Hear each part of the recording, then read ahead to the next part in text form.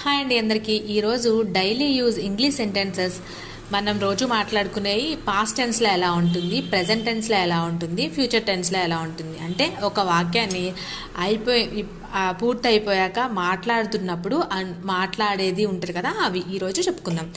I came, నేను వచ్చాను. I am coming, నేను వస్తున్నాను. ఐ విల్ కమ్, నేను వస్తాను.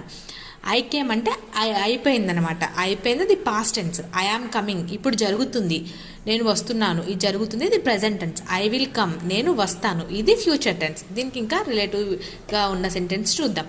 ఐ వెంట్, నేను వెళ్ళాను. ఐ ఆమ్ గోయింగ్, నేను వెళ్తున్నాను. ఐ విల్ గో, నేను వెళ్తాను. ఐ డిడ్, నేను చేశాను. ఐ ఆమ్ డూయింగ్, నేను చేస్తున్నాను. ఐ విల్ డూ, నేను చేస్తాను. ఐ సా, నేను చూశాను. ఐ ఆమ్ సీయింగ్, నేను చూస్తున్నాను. ఐ విల్ సీ, నేను చూస్తాను. ఐ రీడ్, నేను చదివాను. ఐ ఆమ్ రీడింగ్, నేను చదువుతున్నాను. ఐ విల్ రీడ్, నేను చదువుతాను. ఇక్కడ ఇగ్నోర్ చేసేయండి, చిన్న మిస్టేక్ వచ్చింది.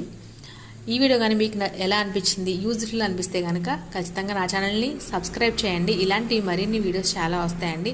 మీరు నాకు బూస్ట్ ఇస్తే నేను ఇంకా మంచి మంచి స్పోకెన్ ఇంగ్లీష్ క్లాసులు అయితే చేద్దాం అనుకుంటున్నాను. Thank you for watching.